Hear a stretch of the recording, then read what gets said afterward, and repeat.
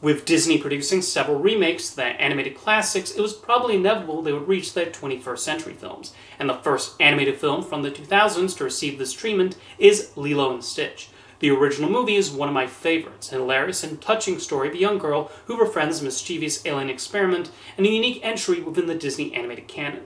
The director of this remake, Dean Fleischer Camp, had proven himself adept at mixing live action and animation in a touching and funny story with Marcel the Shell with shoes on, so it makes sense why he was chosen for this. So what did I think of the Lilo and Stitch remake? Well, it encounters a problem I find with a number of the Disney remakes, and that's too faithful to the original. I know there are viewers who want these to be shot for shot, but I feel if you're going to do that, you might as well stay home and watch the original film rather than a pale imitation.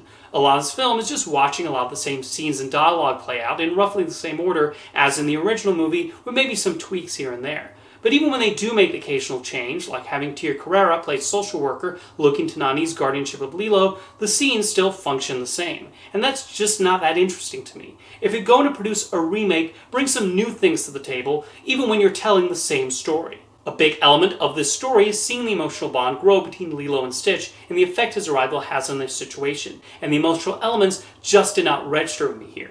The pacing of this film is also strange, as it rushes from one sequence to the next. We're barely in our seats before Stitch has stolen a spaceship and headed to Earth.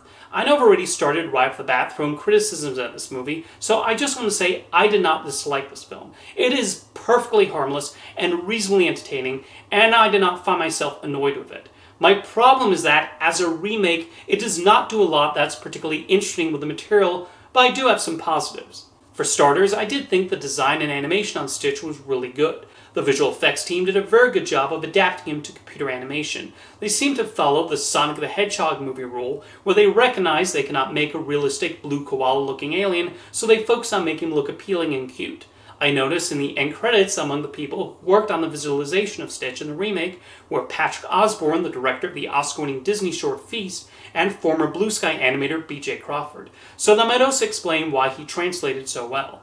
When Jumbo and Pleakley try to track down Stitch, they use alien technology to duplicate a human appearance, which does make sense. Advanced alien species would have tools that allow them to do that for covert operations.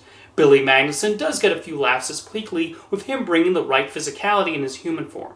Less successful, I thought, was Zach Galifianakis as Jumba. I did not think he brought much to the role in either alien nor human form, and there was not anything imposing about his voice. And unlike Stitch, I thought Jumba's CG look was very unappealing, especially when they show him in close-up. While most of the movie just retreads the original film, there are a few changes here and there. They tell you right from the beginning that Cobra Bubbles is a CIA agent, not that as much of the character is depicted here anyway. Captain Gantu is omitted completely from the remake, and as a result the third act becomes the only part that majorly departs from the original. Did the altered third act change how I was feeling about the movie up to that point? Not really, but I guess points for trying to steer the story in a different direction and attempting another way to tap into our emotions. It is nice the way this film incorporates the Hawaiian culture and locations. It does not give us the usual touristy sections, and there's a clear respect for the people, music, and language of the islands. The original Lilo and Stitch was almost anarchic in how it approached the usual Disney animated film, and that's what's helped made it stand out. So it's interesting that, by comparison, this remake just plays things incredibly safe. Very little about this really leaves much of an impact, and even though I mentioned earlier that I understand why Dean Fleischer Camp was hired to direct this, they honestly could have gotten anyone, as I did not feel any personal touch here. It's a lot of trying to recreate what people loved about the original film. It's a noble effort, and like I said, it's a watch many will find pleasant enough. However, the remake is just your standard family film. The original Lilo and Stitch was more than your standard family film, though, especially in how it both depicted Stitch's behavior and the relationship between these sisters trying to keep their family intact after tragedy.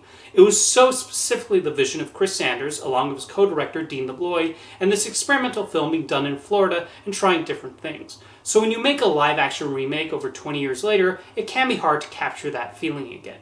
The filmmakers had an uphill battle and gave it a game try, and like I said, it's watchable enough. But at the end of the day, it's just an imitation without the same level of poignancy and humor.